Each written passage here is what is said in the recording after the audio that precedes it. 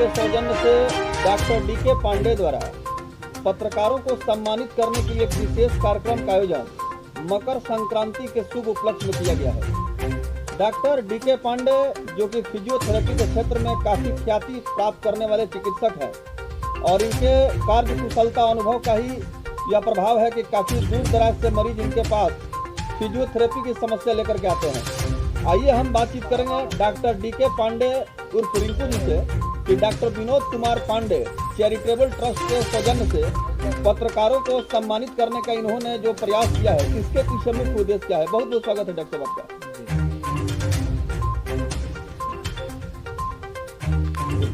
मेरा उद्देश्य आप लोगों को सम्मानित करने का सिर्फ यही है कि अपने पिछड़े सुदूर देहात क्षेत्र में जो पिछड़ापन है इसको दूर किया जाए। बहुत सा समस्या है, जैसे कि हमारे गांव के आसपास जो रोडें खराब हैं उस रोड को बनाया जाए और आप लोगों के माध्यम से माननीय प्रधानमंत्री, माननीय मुख्यमंत्री, माननीय लोक निर्माण मंत्री तक की मैसेज जाए कि यहाँ पे भी कोई व्यक्ति है जो कुछ करना चाहता है। तो इसमें मेन मेरा उद्देश्य है कि मेरे पिताजी स्वर्गीय डॉक्टर विनोद कुमार पांडे एक चिकित्सक थे। चिकित्सक के साथ साथ उनमें बखूबी सेवा भाव, सामाजिक सेवा भाव था। उससे प्रेरित होकर के मेरे भी मन में आया कि हम भी अपने क्षेत्र के विकास के लिए कुछ करें। जैसे कविता बगीचे से नौका टोला तक जो रोड है पहले काफ़ी सकरा हुआ करता था, लेकिन पिताजी का हमेशा प्रयास था कि इसको अच्छे से अच्छा बनवाया जाए। तो उन्होंने अपने सभी ग्रामवासी से मिल करके इस रोड को चौड़ा कराया, मिट्टीकरण कराया। प्राइवेट रोड था, लेकिन तत्कालीन विधायक रामायण माटी से कह करके उसको मिट्टीकरण कराया। मेरा भी उद्देश्य है कि इस रोड को पिच कराया जाए। इसके बाद मेरा ये भी उद्देश्य है कि जैसे मैं देवरिया में प्रैक्टिस करता हूँ, वहाँ से जब भी मेरे साथी मेरे साथ आते हैं मेरे गांव, तो जैसे ही मैं उत्तर प्रदेश से बिहार में प्रवेश करता हूं तो मैं देखता हूं कि बिहार का रोड उत्तर प्रदेश की तुलना में काफ़ी ख़राब है, सकरा है। तो मेरा उद्देश्य है कि रामपुर बुजुर्ग से मैरवा तक रोड को डबल ट्रैक में किया जाए, 2 लेन किया जाए। वैसे ही मैं यदि प्रतापपुर फैक्ट्री की तरफ से आता हूं तो स्याही नदी से मैरवा तक की स्थिति रोड की काफ़ी दयनीय है। उसको भी मैं चाहता हूं कि उस रोड को बनवाया जाए, उसको भी 2 लेन किया जाए। और वहाँ स्याही नदी जो है उस पर जो पुल है वो काफ़ी जर्जर स्थिति में, तो हमें उसकी भी हमेशा चिंता रहती है कि वो रोड ठीक हो और उस पर ओवरब्रिज का निर्माण हो। फिर मैं बचपन से ही मैरवा में सुनता हूँ कि मैरवा काफ़ी लंबा क्षेत्र है मैरवा का, लेकिन फिर भी मंडल ही प्रखंड ही रह गया। इसको बहुत दिनों से सुनते हैं कि अनुमंडल के लिए लोग प्रयास करते हैं और आज तक अभी हो नहीं पाया। तो मेरा उसके प्रति भी प्रयास है कि उसको अनुमंडल बनाया जाए मैरवा को। इसके साथ साथ मैं अपने ग्राम पंचायत को चाहता हूं कि जो बड़गांव पंचायत है ये एक आदर्श ग्राम पंचायत बने। मैं इसके बाद मैं अपने पिताजी के बारे में सही मायने में सच्ची श्रद्धांजलि वही होगी कि मैं अपने क्षेत्र का विकास कर सकूं तथा हमसे लोग लाभान्वित हो सकें। मैं पहले चिकित्सक हूं, उसके बाद मैं सामाजिक कार्यकर्ता भी अपने को कहता नहीं हूं, लेकिन ये है कि हमें चिकित्सा के साथ साथ समाज का कार्यों में रुचि रहती है और न चाहते हुए मैं खींचे चला आता हूँ। वैसे ही मेरे मन में आया कि क्यों नहीं अपने क्षेत्र में, मैं अपने गांव नहीं रह पाता हूं, लेकिन फिर भी मैं अपने क्षेत्र के लोगों तक पहुंचूं।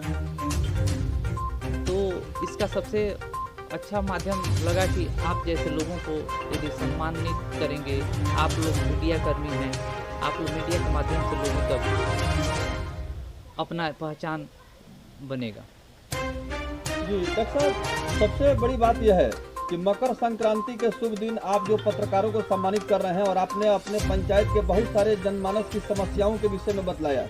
आपके पिताजी भी काफ़ी निस्वार्थ भाव से समाज सेवा करते रहे और कुष्ठ रोगियों के सेवा के लिए भी उन्होंने अपना जो है पहचान कायम किया।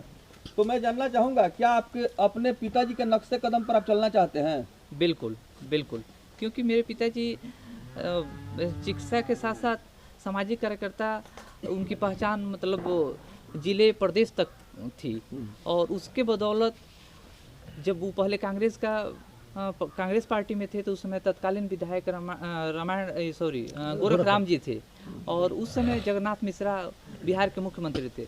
संयोगवश एक बार मैरवा आए थे तो पिताजी बताते थे, या हम लोग छोटे थे तो सुनते थे कि आए तो पिताजी से उन्होंने कमरे में बंद होकर के आधे घंटे तक बात किया, जबकि वहाँ पे बहुत सारे सीनियर कांग्रेसी थे। सबको आश्चर्य हुआ कि क्या बात है कि आपसे ही वो बात किए हैं और हम लोगों से नहीं बात किए हैं। तो पिताजी को बड़ा आश्चर्य हुआ कि लोग इसके लिए क्यों परेशान हैं। फिर उसके बाद से उन्होंने बीजेपी ज्वाइन किया, और बीजेपी भी जब ज्वाइन किए तो उस समय मुरली मनोहर जोशी जी आए हुए थे, उनके समकक्ष अपनी सदस्यता बीजेपी की ग्रहण की, और वो आजीवन सदस्य बीजेपी का रहे। और चिकित्सा के क्षेत्र में पहले राजेंद्र कुष्ठ सेवाश्रम मैरवा में रहे, उसके बाद से WHO का कार्यक्रम एक था, कुष्ठ उन्मूलन कार्यक्रम, उसमें भी वो रहे। फिर जब हम देवरिया में प्रैक्टिस करते थे तो हमने कहा कि आप आइए देवरिया रहिए, लेकिन उनका मन नहीं लगता था। तो हमने जब वहाँ भी देवरिया में भी कुष्ठ उन्मूलन कार्यक्रम चल रहा था तो उसमें भी वो ज्वाइन किए।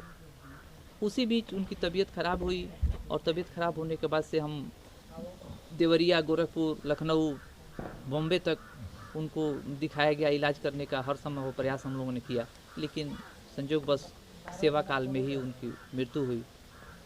और उस समय उनको मतलब इतने धार्मिक थे कि हम लोग धार्मिक अनुष्ठान भी करना चाहते थे, तो उनको भागवत कथा का भी आयोजन हम लोगों ने किया, और बहुत ही बृहद स्तर पे देवरिया में ही। और वहाँ सब लोग गए हुए थे, इवन कि हमारे चाचा जी जो बैठे हुए हैं ये भी गए हुए थे, बाकी हमारे सभी चाचा वाचा सब लोग गए हुए थे, गांव के भी सारे लोग गए हुए थे। बहुत अच्छा कार्यक्रम हुआ था। तो मेरा उद्देश्य सिर्फ यही है कि हमारे क्षेत्र का विकास हो। तो आपने सर ये जो चैरिटेबल ट्रस्ट ओपन किया है जी, आप तो ऑलरेडी एक डॉक्टर के तहत सम्मिलित हैं, उसमें आपका प्रोफेशन है, जी, वो आप लाइफ जी रहे हैं, जी, लेकिन एक चैरिटेबल ट्रस्ट मान लीजिए कि एक संस्था हो गया, जी, यानी जी, सामाजिक कार्यकर्ता के रूप में जुड़ना हो गया, समाज को आगे बढ़ाने के लिए कार्य होता है, बिल्कुल, just like NGO, government, semi government होता है। जी, तो जी, ये जो आपने ट्रस्ट ओपन किया है, जी, जी, इसका मानसिकता कहाँ से आपको नॉलेज हुआ, कैसे आपने रियलाइज़ किया कि मुझे ये ट्रस्ट ओपन करना चाहिए? इसमें एक तरीके से बातें आती है कि इसमें बहुत सारे लोग बिजनेसमैन के आइडिया से जुड़ते हैं कि इसमें आगे चल के एक अपना एक कंपनी खड़ा होगा, जी, कुछ जी, पैसा जी, इनकम होगा, या जी, समाज जी। के लिए भी बढ़ावा नहीं, करना नहीं, होता है। बिल्कुल। तो क्या इसमें आपका रीजन रहा? नहीं। हमारी टीम जानना चाहती है जी, कि जी, सबसे जी। बड़ा रीजन, सबसे जी, बड़ा जी। आपका ये मानसिकता कहाँ से जी, है कि जी। आपको ये ट्रस्ट नहीं। ओपन होने का? मेरे अंदर सिर्फ और सिर्फ सेवा भाव मेरे अंदर आया, और जी। सेवा भाव करने का एक माध्यम जो बहुत सारे लोगों को देख करके हम देखे थे कि चैरिटेबल ट्रस्ट एक होना चाहिए, जी। और उसके माध्यम से हम चाहते तो बिना ट्रस्ट किए हुए, बिना रजिस्ट्रेशन कराए हुए भी कर सकते थे, हाँ। लेकिन बस ये हुआ कि उससे ही कि एक गवर्नमेंट माध्यम आपको हो। अनुदान दे सकती है? हाँ, अनुदान भी दे सकती है, और जैसे कि मैं रिहेबिलिटेशन के क्षेत्र में भी काम करना चाहता हूँ। तो अच्छा, हमने अच्छा। सोचा कि रिहेबिलिटेशन के क्षेत्र में यदि काम करना है और बड़े स्तर पे करना है तो उसके लिए एक रजिस्ट्रेशन होना चाहिए। तो उसके लिए हमने किया कि एज ए रूल सब कुछ हो, कहीं कोई बाधा उसमें ना आए। तो हमारा आगे उद्देश्य ये भी है कि रिहेबिलिटेशन सेंटर बड़े स्तर पे खोला जाए, जिसमें बहुत सारे विकलांग लोग रहते हैं, बहुत सारे विकलांग बच्चे होते हैं, उनको हम लोग पुनर्वासित करेंगे।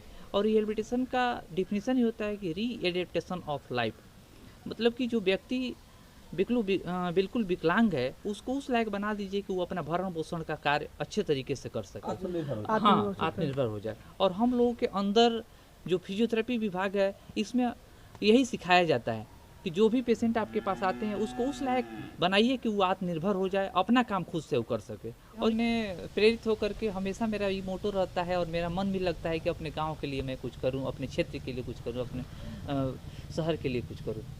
इसी को लेकर आपने आवाज उठाया? हाँ, इसी के लिए आवाज उठाया है। हाँ। आखिरी में हमारे चैनल के द्वारा आप जी।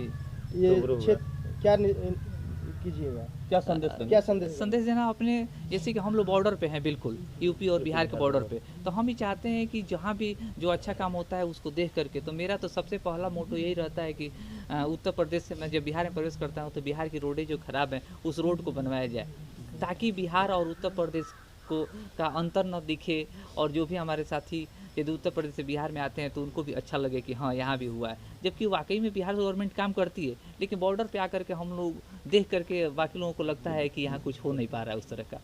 जी, तो हम चाहेंगे कि रामपुर बुजुर्ग से मैरवा, प्रतापपुर वाले जो रोड है स्याही नदी से मैरवा का रोड भी बने, और हमारा जो कविता बगीचे से नौका टोला तक जो रोड है ये भी बने। और सबसे बड़ी समस्या हमारे यहाँ एक है, देखिए इसको हमने भूल ही गए, जल जमाव की स्थिति, जल निकासी। हाँ, जल निकासी हमारे यहाँ जो है बहुत दिनों से हम लोग सभी लोगों के पास खेत है, लेकिन आज के समय में ऐसा है कि खेत रहते हुए बिना खेत के हम लोग हो गए हैं। गेहूँ कोई फसल हम लोग उगा नहीं पा रहे हैं, न गेहूँ हो पा रहा है न धान हो पा रहा है, इसमें पानी हमेशा भरा रह रहा है। तो हम आप लोगों के माध्यम से भी, और पहले भी हमने मुख्यमंत्री को, प्रधानमंत्री को, सबको हमने लेटर भी लिखा है, हमने मेल भी किया है कि पानी निकासी की समस्या को दूर किया जाए। तो ये भी आप लोगों के माध्यम से मैं चाहूँगा कि वहाँ तक पहुँचे। तो मीडिया टीम से मिलकर आज कैसा लगा सर? बहुत आपको? अच्छा, बहुत अच्छा लगा।